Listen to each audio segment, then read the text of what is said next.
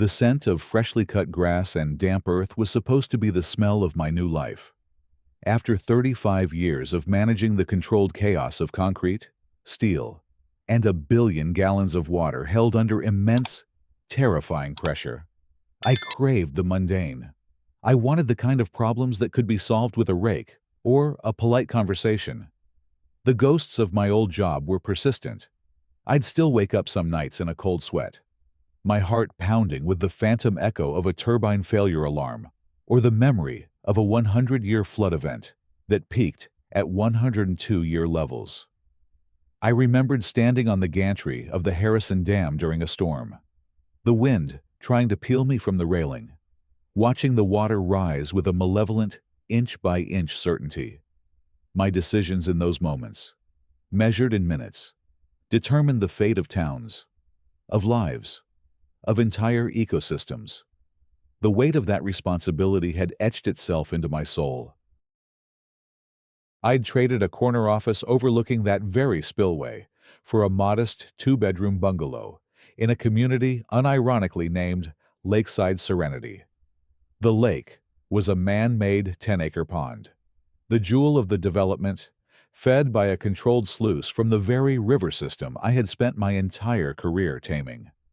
It was a beautiful, placid mirror, reflecting the big, open sky of my retirement.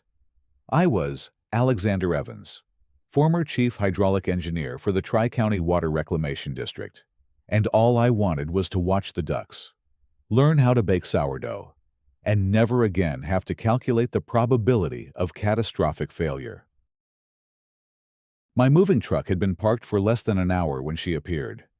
She moved with the unnerving purpose of a heat-seeking missile, a welcome basket clutched in her hands like a holy ordinance.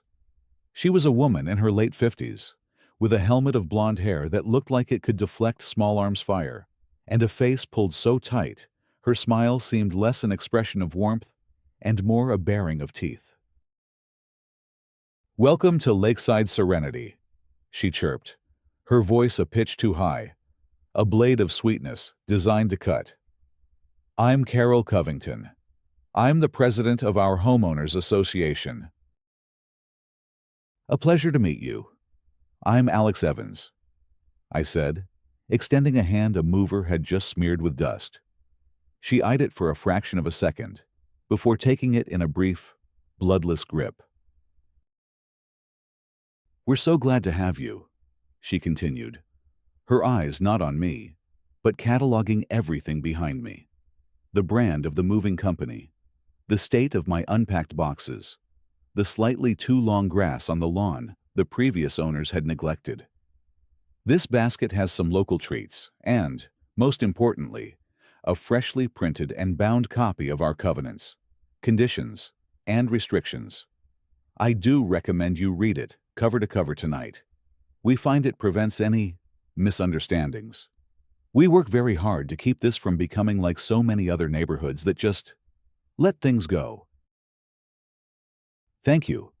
That's very thoughtful," I said, taking the heavy basket. The binder on top was a good 3 inches thick. Her gaze landed on the moving truck. "Your driver will need to move that vehicle in the next 15 minutes. Section 4, subsection C, prohibits commercial vehicles from being parked on community asphalt for more than 2 consecutive hours. They've been here for 1 hour and 46 minutes. She checked a gaudy gold watch on her wrist, a silent, glittering timer on my welcome. "Of course," I said, forcing a smile. "They're just about finished." "Good," she said, her own smile not reaching her cold, assessing eyes. Her gaze then drifted past my shoulder to the small wooden dock at the edge of my property. "Your property line, you'll find, ends precisely at the root line of the weeping willow. The dock, the water, and the first 10 feet of shoreline are all considered common property, managed exclusively by the HOA. Any adjustments, repairs, or, heaven forbid, modifications, must be submitted in triplicate and approved by the Architectural Review Committee, which I chair. It was an absurd statement. The water level of a reservoir-fed lake naturally fluctuated, albeit minutely. Any dock worth its lumber needed adjustable pilings to account for it. It was basic engineering. I made a mental note to check the pilings later. They probably needed lubrication after a few years of disuse. "I understand," I said, the words tasting like ash. Wouldn't dream of touching it without permission. Her smile tightened a millimeter, a sign of victory. "Excellent. We're all one big happy family here. Mr. Evans. As long as everyone respects the rules that keep our community pristine and our property values high." She gave a final, sweeping glance that felt less like a welcome and more like a territorial survey. "Enjoy your evening." She turned and marched back up the street, her posture ramrod straight, the queen returning to her castle. I watched her go, the heavy binder in my hand feeling like a set of shackles. The scent of cut grass suddenly seemed cloying, the damp earth holding a chill. I had fled a world of high stakes, high-pressure calculations, seeking peace. But as I stood there on the edge of my new, quiet life, I had the sinking feeling that I had just walked into a different kind of pressure system, one driven not by hydrology, but by the turbulent, unpredictable, and utterly irrational currents of a petty tyrant. My quiet retirement was already under siege. The first salvo in Carol Covington's war of attrition arrived, as expected, via a crisp white envelope tucked under my doormat. It wasn't postmarked. It had been delivered by hand, a personal touch that made it feel more like a threat than a formal notice. My name and address were printed on a perfect label, a testament to her administrative efficiency. Inside, on thick, creamy letterhead embossed with the Lakeside Serenity HOA logo, was my first official violation. Violation notice. Giorgio 1. It read in a severe, bold font. Recipient, Alexander Evans. 14 Lakeside Drive. Nature of violation, unauthorized alteration of common property, bylaw. 7. Section F. The description was chillingly specific. On the afternoon of September 12th, the resident at the aforementioned property was observed manipulating the structural supports of the community dock, designated for his property's access. The dock's height, relative to the water surface, was altered by an estimated 2 inches. This constitutes an unapproved modification of HOA common property. A fine of $50 was levied. I remembered the act vividly. I had taken a wrench down to the dock the previous weekend. The original installers had used standard adjustable steel pilings, but they hadn't been greased since installation. They were binding, putting undue stress on the wooden frame. All I had done was apply some marine-grade lubricant and adjust the tension bolts to allow the dock to float more freely on its collars. It wasn't an alteration. It was basic, preventative maintenance. My first instinct, born of 35 years of solving problems through logic and clear communication, was to reason with her. It was the same instinct I'd used when dealing with county commissioners who wanted to cut the budget for seismic retrofitting. You present the data. You explain the consequences. You treat them as rational actors. I sat at my new desk and drafted a polite, concise email to the official HOA address. "Dear Ms. Covington," I wrote, "I am in receipt of violation notice Durazzo 1 regarding the dock. I believe there has been a misunderstanding.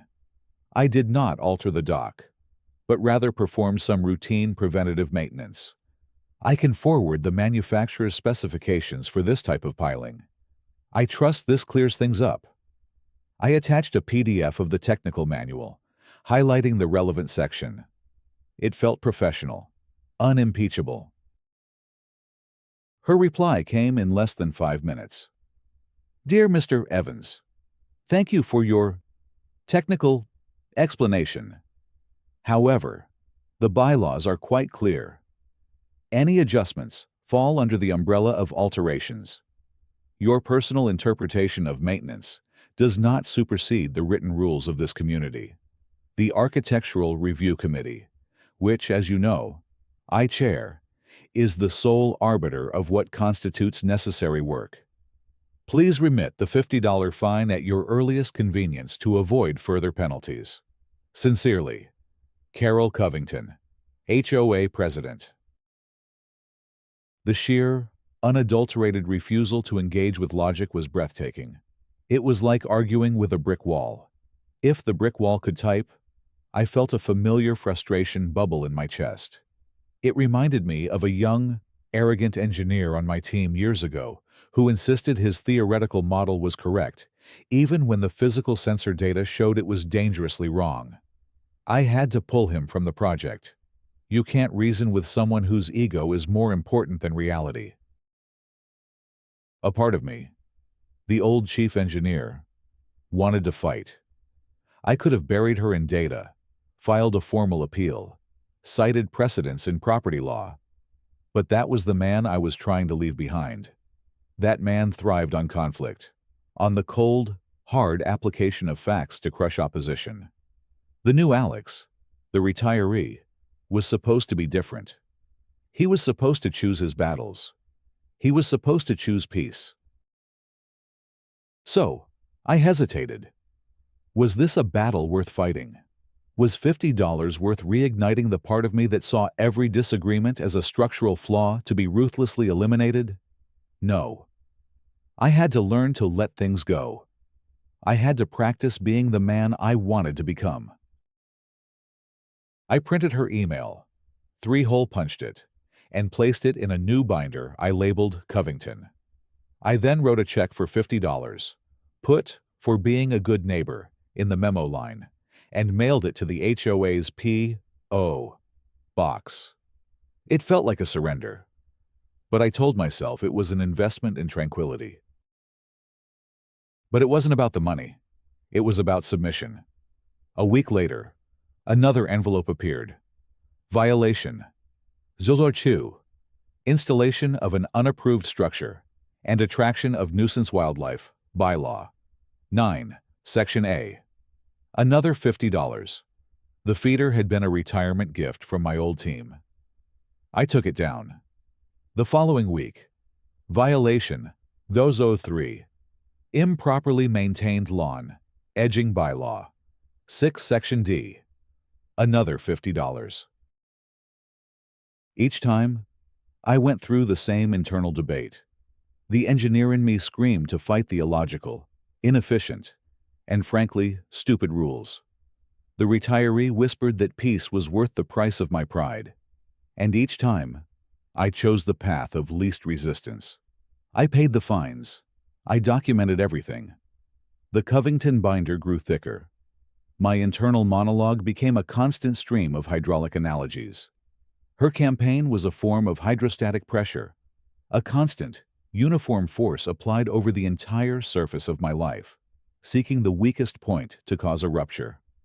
My patience was the tensile strength of the structure. I was determined not to break.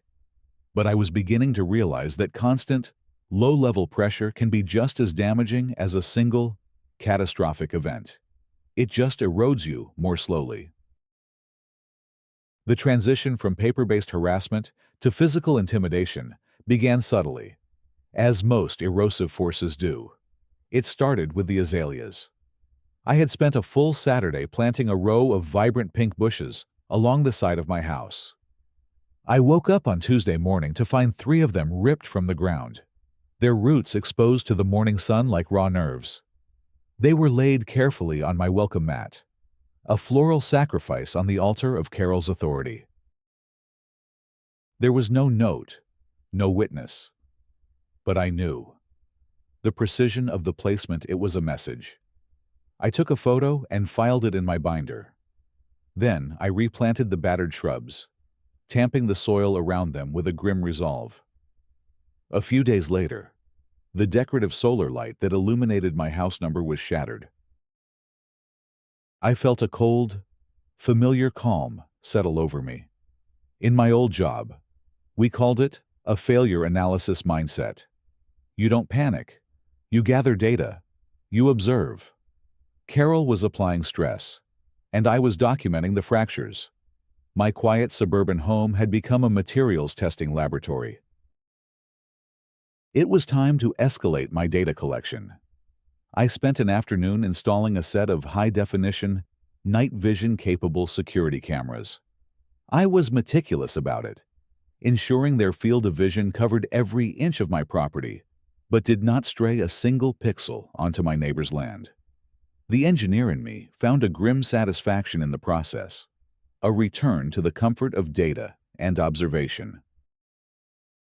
That evening, I was on the phone with my sister, trying to explain my strange new life. "She just seems to have it out for you, Alex," she said, her voice full of concern.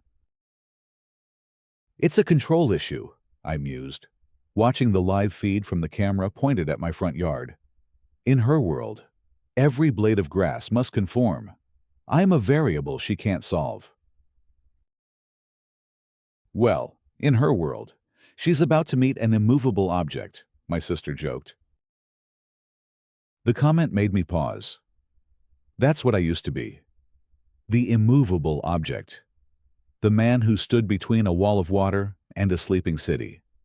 The man whose authority was absolute because it was based on physics, not ego. Now I was, what a retiree paying fines for bird feeders. The dissonance was jarring. A few days later, I got a glimpse into Carol's own psyche. I was taking my garbage cans out to the curb when I overheard her talking to another neighbor, a woman named Janice. They were standing by Janice's prize-winning rose bushes, and their voices carried on the still evening air. "It's just that you have to be vigilant. You know," Carol was saying, her voice laced with a strange, almost fearful urgency. "We lived in Northwood before this. It was lovely when we first moved in. Really lovely. But then people started to get sloppy.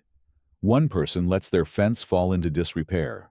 Another starts parking their work truck on the lawn. Before you know it, the whole place just slides. Our property value dropped 20% in 5 years. We barely broke even when we sold. I will not let that happen here." Janice murmured something in agreement. "It starts with the small things," Carol insisted, her voice hardening. "One unapproved garden gnome. And suddenly, people think the rules are optional. You give an inch, they take a mile. You have to hold the line. It's the only way to protect what we've all worked for." I slipped back into my garage, my heart pounding softly. It wasn't just a power trip. Or, it wasn't only a power trip. It was fear.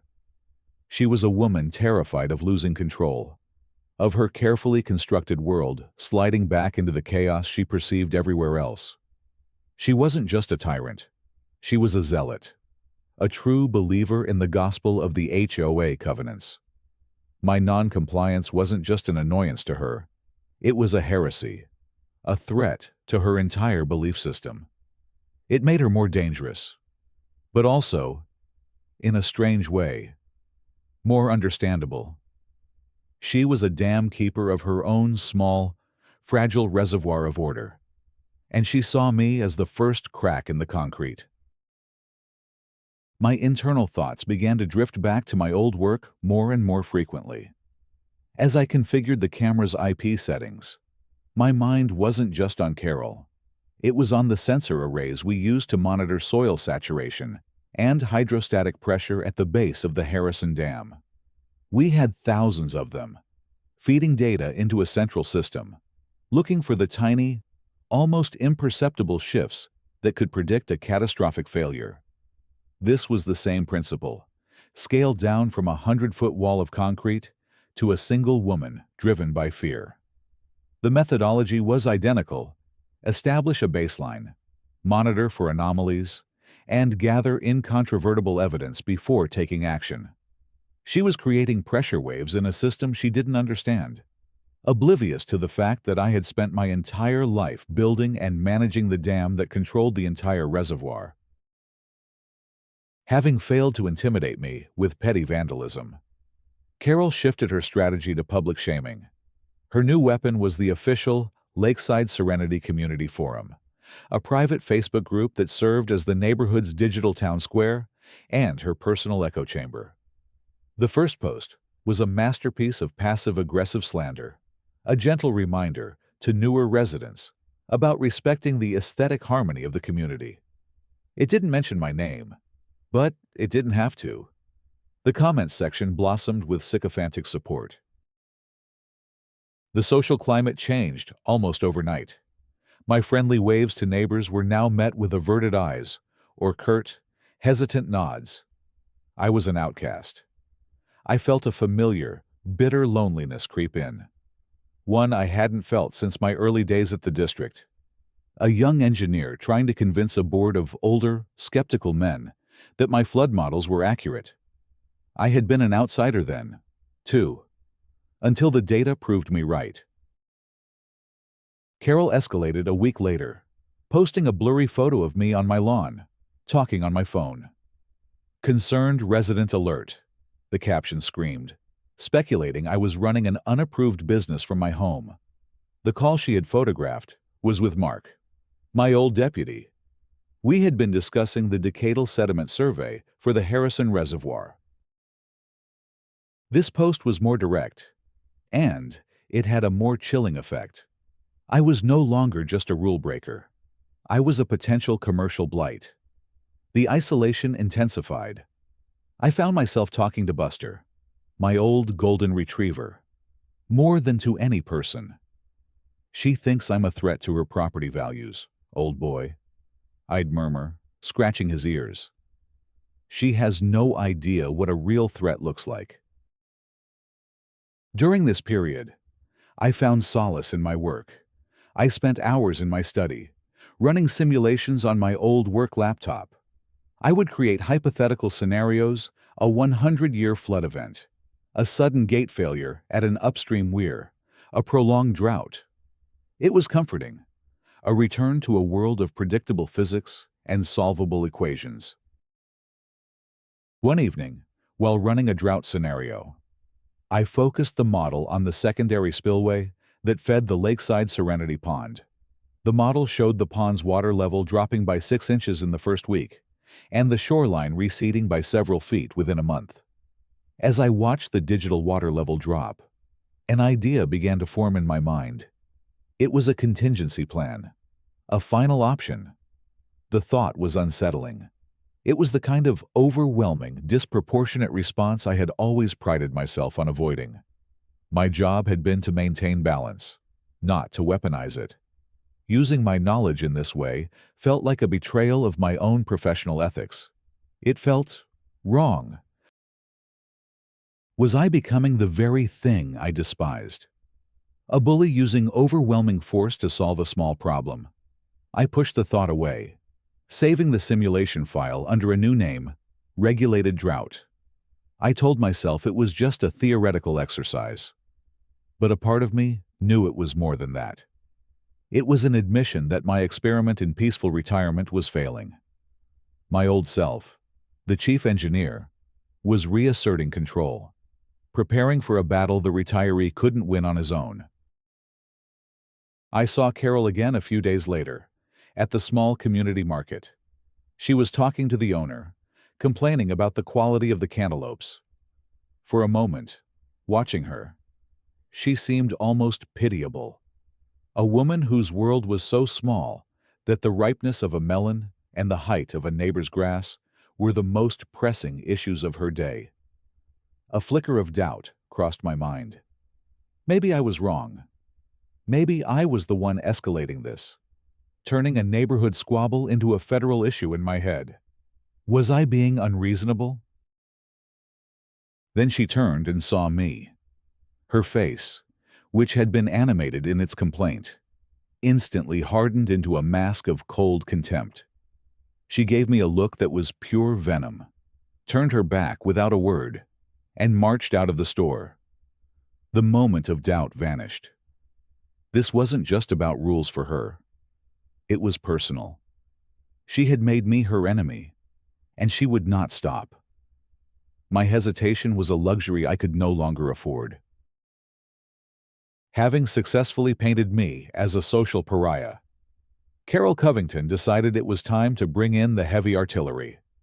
The first official visit was from Animal Control, responding to an anonymous complaint about Buster being aggressive. The officer, a weary man who had clearly seen it all, took one look at my arthritic, tail-wagging golden retriever and closed the case on the spot. 2 weeks later, the city's code enforcement department paid me a visit, following up on a complaint that I was operating an unlicensed commercial enterprise. This was the direct result of her Facebook post. I calmly showed the inspector my study, my books on hydrology, my quiet, retired life. She, too, apologized for the intrusion and left. As soon as she was gone, I walked to my study, my hands trembling slightly with a cold, suppressed rage. My internal conflict was raging.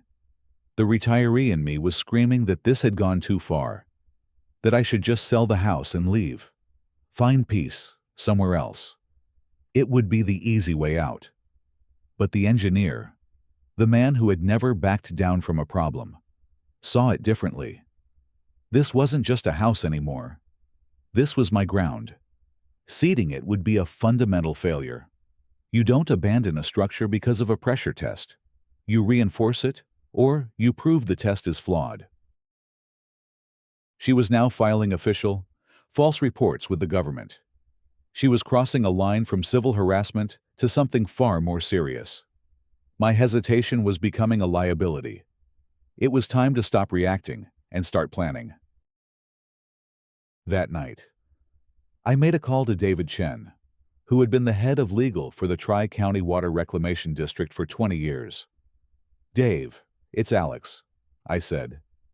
"I have a hypothetical for you, strictly off the record." "My favorite kind. Shoot."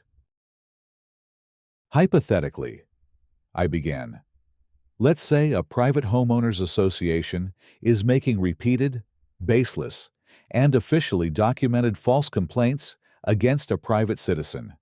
And let's add that this HOA is part of a development that benefits from, say, a water allocation from a federally regulated waterway."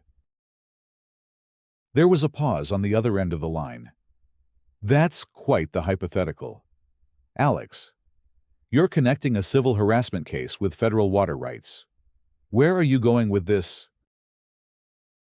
"I'm just wondering," I said carefully, "what kind of leverage a situation like that might create? What kind of legal exposure would an HOA have if its leadership's personal vendetta started to draw scrutiny?" David let out a low whistle. "They would be in a world of hurt. An HOA is a non-profit corporation. If the president is using HOA resources to pursue a personal vendetta that then jeopardizes the entire development's legal standing with its water supplier, that's not just a civil liability. You're getting into gross negligence. They would be monumentally, catastrophically foolish to let that happen." "Why do you ask?" "Just exploring the downstream consequences of certain actions," I said. "Thanks, Dave. That's all I needed." I hung up the phone. My path was clear, but my heart was heavy. I was about to use a lifetime of knowledge, a power entrusted to me for the public good, to solve a personal dispute. It felt like using a cannon to kill a mosquito. But the mosquito was in my house, and it was threatening to burn it down. I sat in my study for a long time, the regulated drought simulation glowing on my screen. I felt a deep sense of failure. Not because I was going to lose, but because I had been forced to fight it all. My peaceful retirement was a fantasy. You can't escape who you are. And I was a man who understood, better than anyone, how to control the flow. The final escalation, the one that severed my last thread of passive forbearance, was a direct, personal, and profoundly stupid threat against the very core of my life's work. It happened on a crisp autumn afternoon. I had paused by the small, automated weir gate inside the concrete control shed at the edge of the lake, diagnosing a faint grinding noise, when her golf cart whirred up behind me. "What do you think you're doing, Mr. Evans?" Carol demanded, her voice sharp as broken glass. "Good afternoon, Carol," I said calmly. "The main bearing on the weir gate sounds like it's starting to seize. You should probably call for service." "Lies," she spat. "You're sabotaging it. I have had it with your campaign of destruction against this community."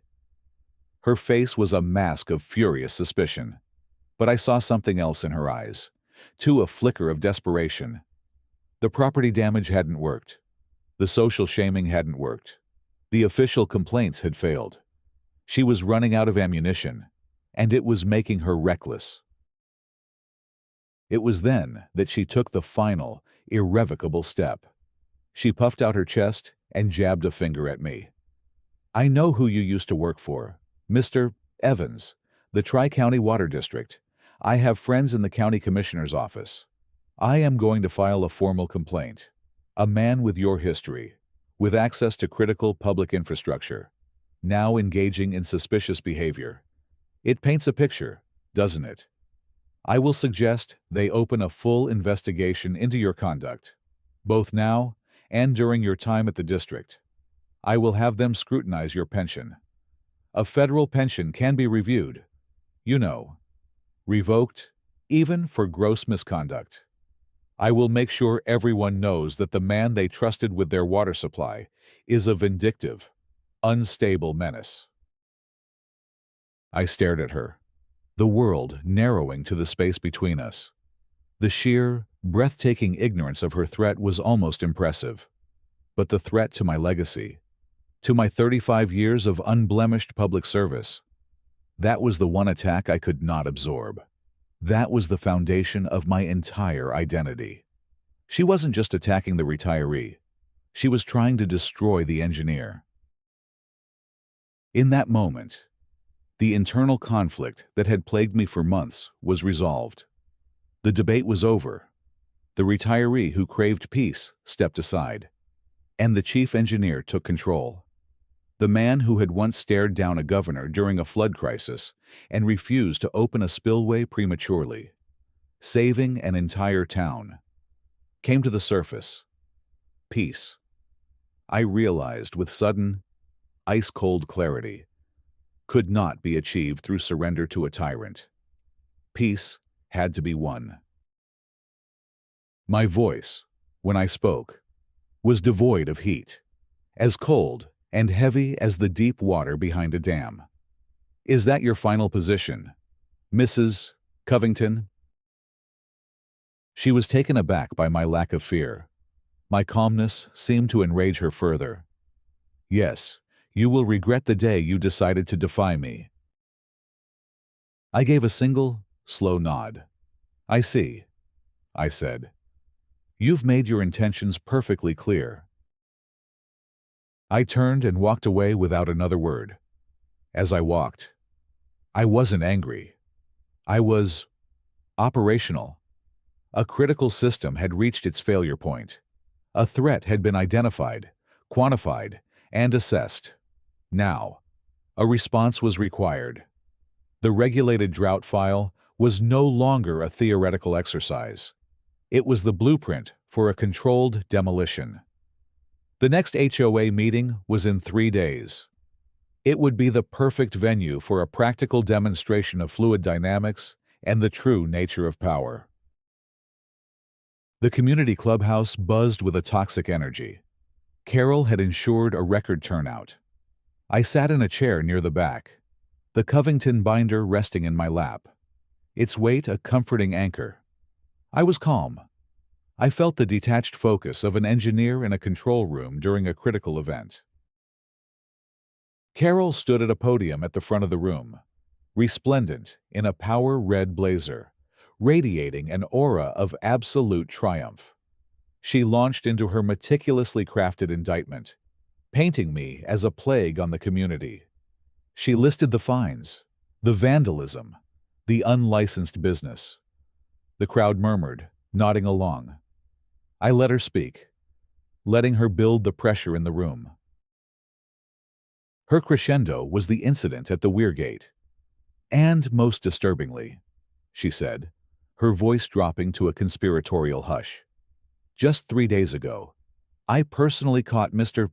Evans tampering with the delicate machinery that controls our beautiful lake's water level, an act of deliberate sabotage. A collective gasp went through the room. The water level has dropped in the last 2 days. By almost 3 inches, he is trying to drain our lake. She let the accusation hang in the air, then delivered her proposed solution. Therefore, I am calling for a vote to declare Mr. Evans a resident non grata, and to use all legal means to compel him to sell his property and leave our community. A smattering of applause broke out. Now, she said, a beatific, victorious smile on her face. In the interest of fairness. Mr. Evans, do you have anything to say for yourself? This was it. The moment. I stood up slowly and walked to the front of the room, placing my binder on the table. My heart was beating a steady, powerful rhythm. Not with fear, but with the familiar adrenaline of taking command of a crisis. I faced the crowd, my neighbors, my accusers. My name is Alexander Evans, I began, my voice steady and clear. Mrs. Covington is correct about a few things. I did work for the Tri-County Water Reclamation District, and the water level of your lake has indeed dropped in the last 48 hours.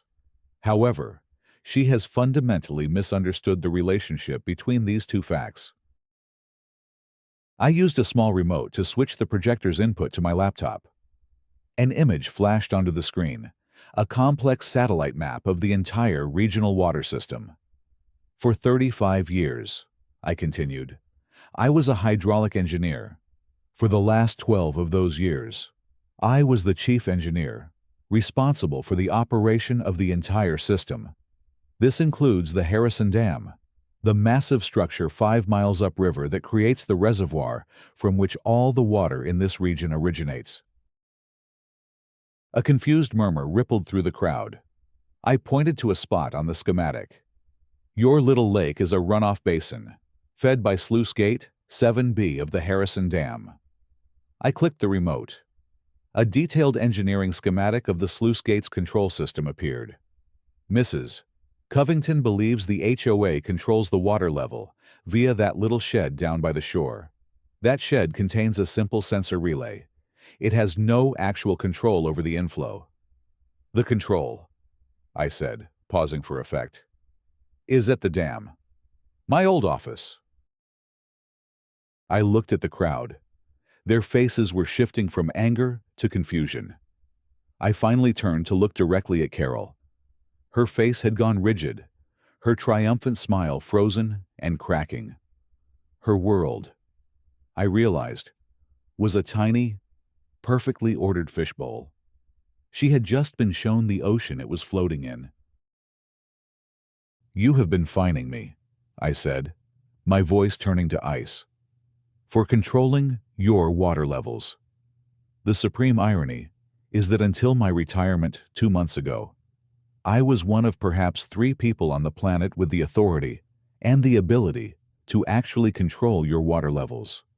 The 3-inch drop you've noticed, that was a pre-scheduled flow reduction for routine turbine maintenance. A public notice was issued, but it seems the HOA wasn't on the distribution list. I let that sink in. However, I said, my voice now holding the weight of absolute authority. After Mrs.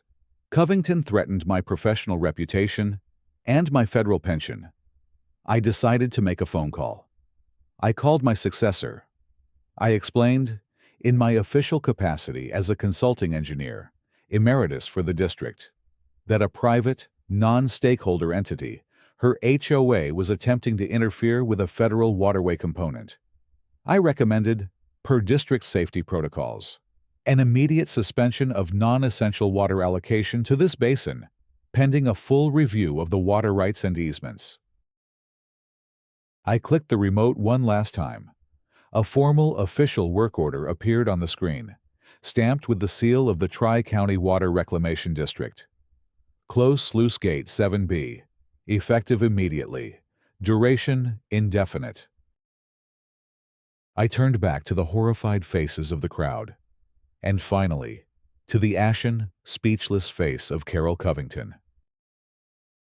"So, to be clear," I said, my voice ringing with the finality of a closing steel gate, "I am not draining your lake. I merely advised the people in charge to turn off the faucet. Mrs. Covington, in her fear of me lowering her lake by a few inches, has created a situation where it will now, due to evaporation, become a swamp. By all means, hold your vote. But you might want to consider the fact that the only person in this room who can get your water turned back on is the man you are trying to expel, too." The silence in the room was absolute, profound. It was the sound of a power dynamic, not just shifting, but shattering.